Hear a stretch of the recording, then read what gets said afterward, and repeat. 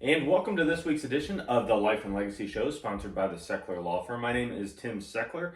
I am a certified elder law attorney, and I am your entertainment for about the next half an hour or so here. If this is your first time checking out the Life and Legacy Show, what we do here is we talk about a number of different things. We do estate planning, wills and trusts, and powers of attorney. I have a law firm in Cranberry where we help folks with these issues day in, day out. I really only do estate planning and elder law work. And it's my goal to make sure that you get the plan you need to make sure that you don't go broke in your later years. That's sort of our primary objective. The show today, we're going to do a couple of different things in honor of what someone is calling August this year is what will be your legacy month. Now, I don't know who the people are that make up these, it's the month of this or the month of that. It seems like every month of the year right now is ice cream month or whatever, but somebody out there is saying what will be your legacy month, and I think that it ties in nice with a couple of things that we're going to talk about. Joining me in what I'd like to call our studio is my lovely bride. Say hi. Hello. So Robyn is doing the show with me today. We've done this a couple of times before because she has her own company now that's doing really interesting things tied in with legacy planning and leaving messages for your family members after you're gone, etc. And so she's joining me on the show today in honor of the what will be your legacy month. It's a big party around the Sechler household. But before we get into any of that, I got to do my little legal disclaimer because the other lawyers are listening. Anything you hear in this show is to be treated as education and entertainment. Do not make legal, financial decisions based on what you hear on this radio show or any other radio show for that matter. If you need help with any of this stuff, call my office, 724-841-1393, and we'll give you the customized guidance for your unique situation. If you want more information on any of the long-term care planning, estate planning, the difference between wills and trusts and all the rest, come to one of our seminars. We host them now in our office in Cranberry. Super easy to get to right off of the interstate, and it's free, and it's we try to tell a couple of jokes and get you some good information. So low pressure, come on in. Speaking of that, I do have the super fun announcement that we have actually moved. If you've been listening to this show for a while, I've always said my office is in Mars, and it no longer is. We have moved to Cranberry Township. We are, if you're familiar with the North Hills and Cranberry, we are super easy to find right on Route 19. And if you're so inclined, if you'd like to take an easy opportunity to come and meet us and find out what we're all about, we're having an open house at the office on August 18th from 3 to 6. We're going to have snow cones. We're going to do all kind of fun stuff. But if you've been putting off doing estate planning, if you've been wanting to figure out if I'm the right guy for you and you just want to have a conversation, why don't you come to the open house? We'll meet, we'll greet. You can check out the new digs and meet my awesome staff because they will all be there. And so there you go. We are at 20206 Route 19 in Cranberry. You could throw a football to the interstate if you're coming from the city, so super easy to find. And we look forward to meeting you. All right, so we do have some workshops coming up this month, which you can come to. And you can find those at sechlerlawfirm.com, SECHLER lawfirm.com. Find the workshops tab and you can register right there. So let's get into this stuff a little bit here. So what will be your legacy month? So when I think about this, what will be my legacy? What will be my clients' legacies? I think it occurs on a couple of different levels here. People like to think about the inheritance they leave to someone as being a legacy, right? I want to leave a legacy for my kids. Yeah, we all do, right? I mean, we don't work our whole lives to leave the money to the nursing home or the tax man or whatever. If there's leftovers when I'm done, I want it to get to my kids. I don't want it to get to my kids in a way that he's going to lose it to his future divorce or lawsuit. I want to get it to my kids, maybe my grandkids. And so we do an awful lot about this. And I recently wrote an article. I write an article in the newspapers up north, and there's some content that I think is valuable for people. And what I've been thinking a lot about is getting out there the word that more people ought to consider doing trust-based planning. okay? And so just stick with me here for a second. There's this common theme amongst some attorneys that everybody needs to do a will, right? And the answer to that is yeah, everybody needs to do a will. The question is, should we also do a trust? And so when you're thinking about a trust, there's a couple of different reasons for doing trust. There are revocable trusts, there are irrevocable trusts, and then when we talk about irrevocable trusts, there's lots of types of them. So let's get into this for just a second, because I want to give you sort of my top 3 or 4 reasons why I think irrevocable trusts ought to be considered as part of a legacy plan. Okay, and now first is this. Let's debate this word irrevocable for a little bit, because when I ask people what they think the word irrevocable means, it's usually something of you can't change anything, or it's so darn permanent.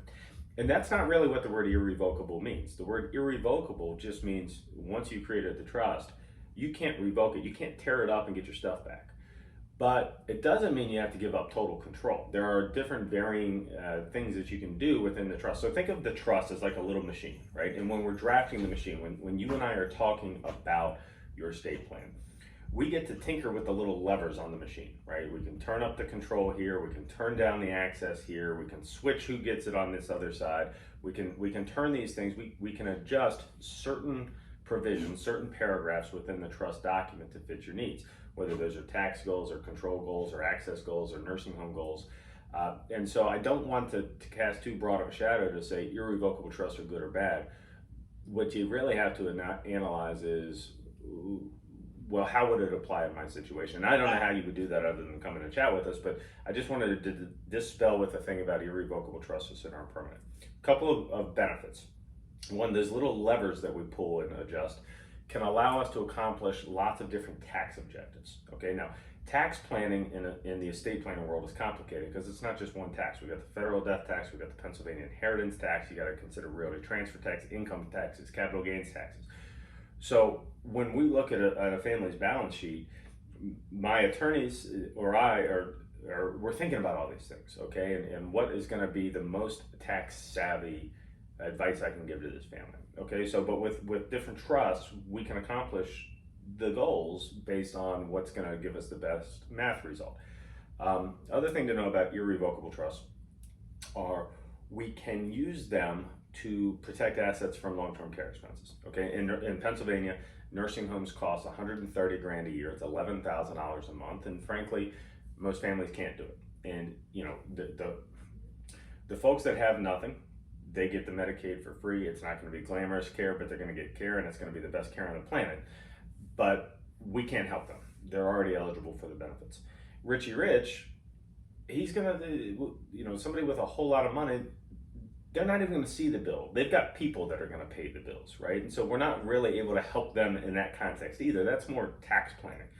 But for the rest of us, for the middle class, upper middle class folks who have some money in the bank that they worked hard to get, if you go to the nursing home, yeah, $11,000 a month hits you hard, and there is nothing inevitable about going broke in a nursing home. Now, there are statistics that are super scary that say something like 2/3 of us are going to need some form of long-term care. As much as 20% of us are going to need that for more than 5 years. So 20% is a pretty big number. We're not talking about like the point whatever percentage of 1% of houses that burn down and result in financial catastrophe. We're talking about 20% of the people will need more than 5 years of care.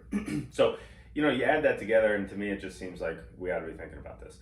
The third thing that I think people ought to consider when doing irrevocable trusts is that when we do post-death administration, and the executor comes in, or the trustee, the kids are coming into the office, one of the questions is, how soon do we get our inheritance? And a lot of the times with a revocable trust or a will, the answer is, well, you're not going to see a lot of this money for a year, because if mom or dad owed anybody money, final expenses, whatever the case is, creditors have a year to come in and ask for their bills to be paid. Creditors cannot get to irrevocable trust. Generally speaking, irrevocable trusts are outside of the reach of creditors. And what that means for you and what that means for your kids is we get to get the inheritance to them faster.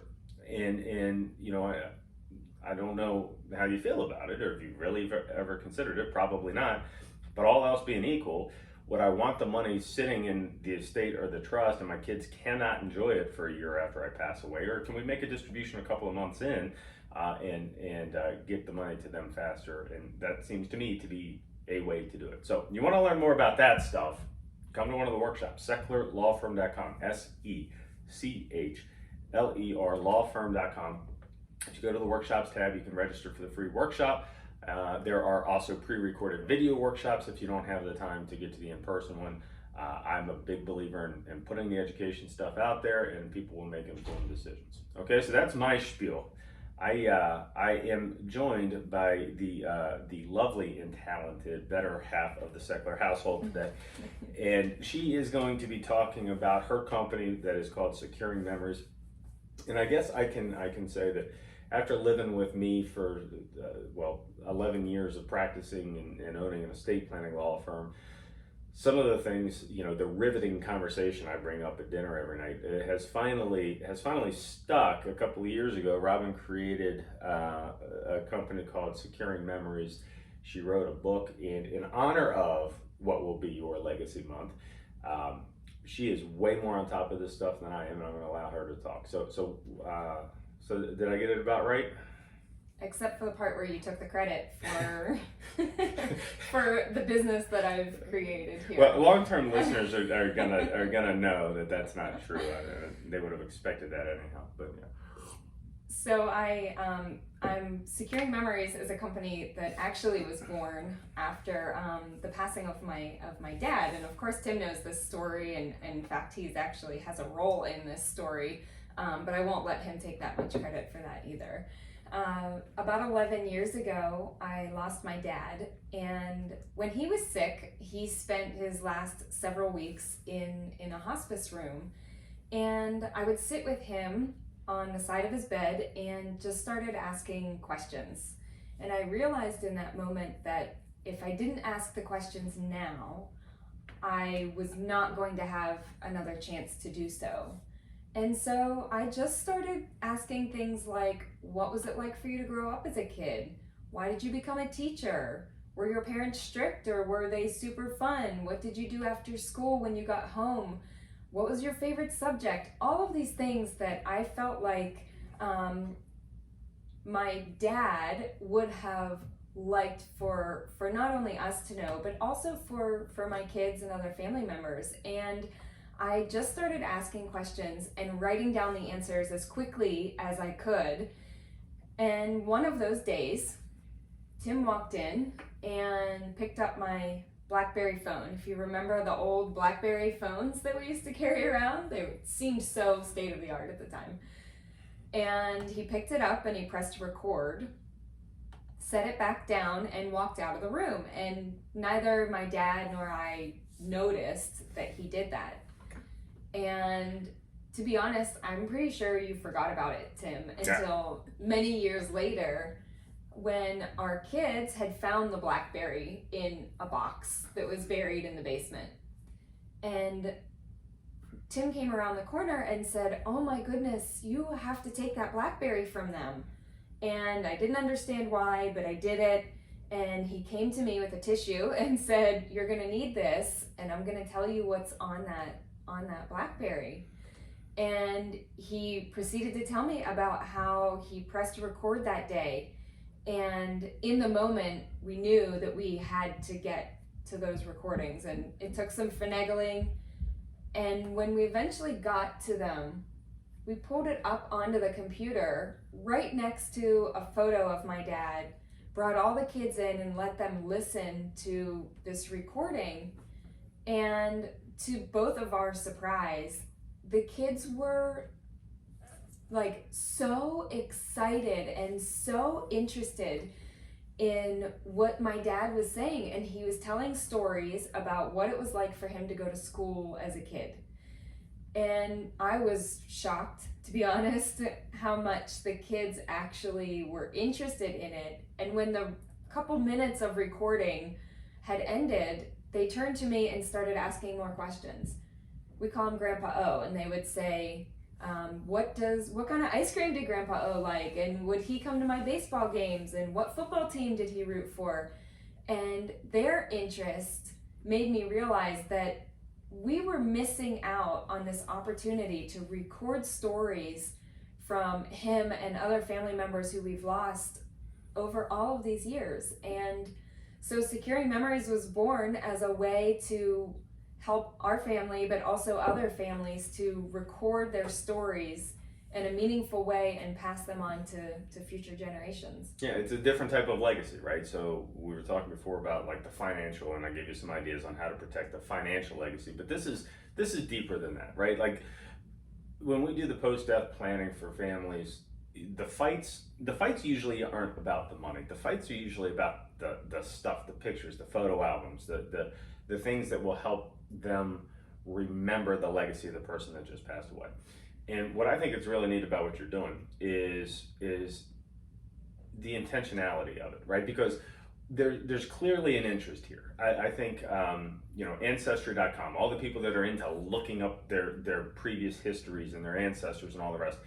I forget the number. I want to say that Ancestry.com was sold for like $16 billion or something like that, right? So there's a lot of interest in what was it like for my dad, my grandfather, my great-great-great-grandfather? What is my family's story? And what you're doing with Securing Memories is you're saying, okay, well, back then there wasn't really a means, I guess they could have written it, but people didn't think about it. People were too busy working their tails off, right?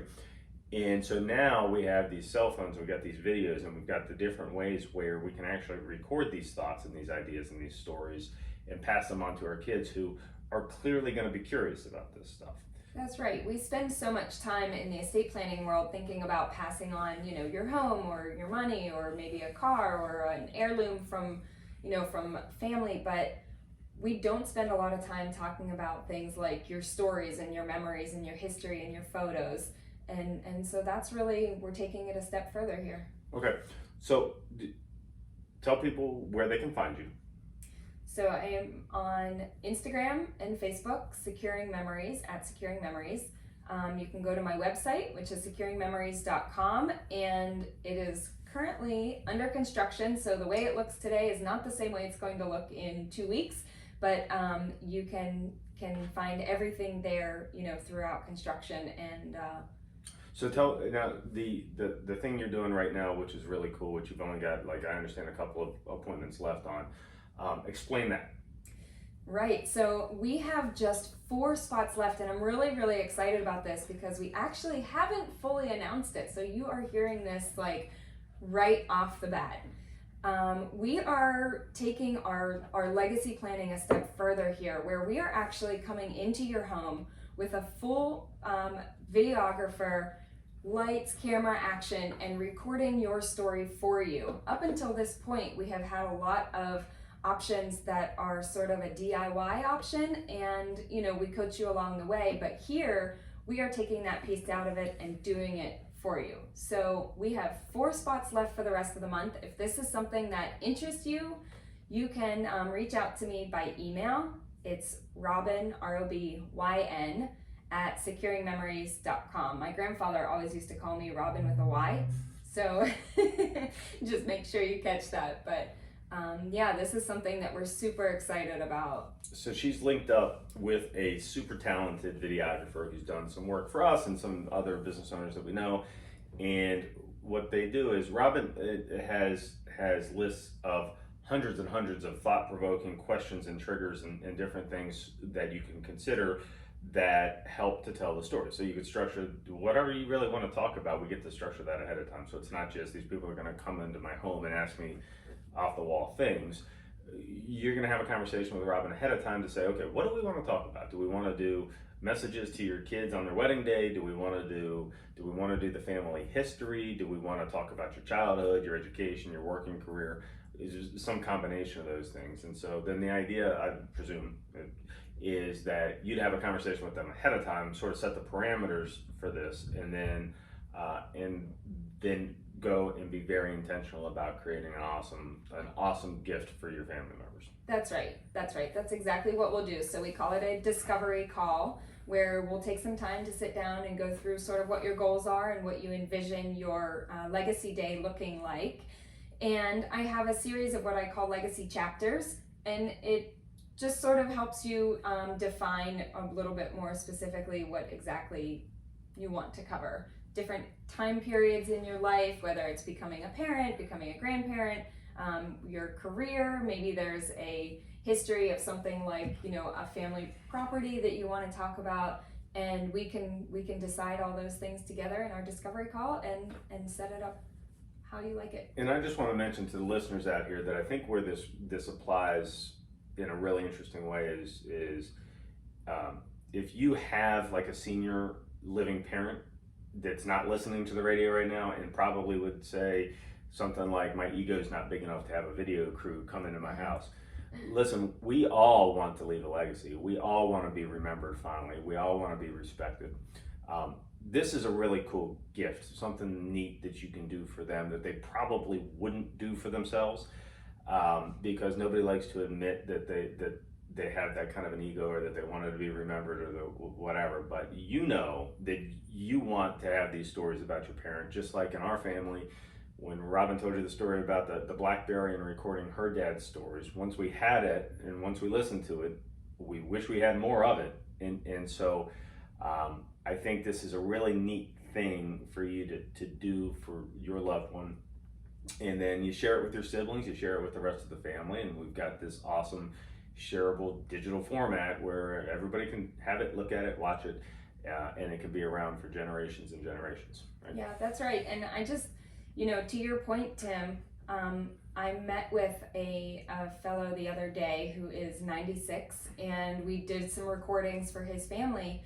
And he called me the next day and said, I could not sleep last night. And at first my heart sank and I thought, oh no, you know, what did we sort of, what did we start here? And he said, I need you to come back. I have so many more stories that it kept me up all night thinking about the other things that I should have recorded. And so, you know, it is, it's something that is important all across generations, and his grandkids and great grandkids are going to be able to experience that. Okay, so listen up, Pittsburgh. She probably has some slots in September, but running out of space already because we have to arrange the thing ahead of time. So if you are interested in this, you want them to email you and let you know? Yes. All right, give me the email address. It's Robyn, ROBYN, at securingmemories.com. Okay. We have about 3 minutes left. Okay. Why don't you tell them about the book that you wrote? So this is actually really plays a good role whenever we're talking about, you know, what will be your legacy month. And I have a book here called How to Change the Light Bulbs When I'm Gone. And this book came from a legacy that my dad left behind that he didn't even really know what he was doing whenever he wrote it. But when he was sick, he started writing down all of the things that us kids or my mom might need to know when he wasn't here to tell us those answers anymore. And so he wrote down things like how to take care of the home and the car, and where his legal planning or legal documents were, who his attorney was and his doctor, and subscriptions and all of these things. And so what we did was created a resource, which is a fill in the blank resource that prompts you to think through all of those things that your family might need to know. And so it's just one more way that you can pass on your legacy of information to the people that matter most to you.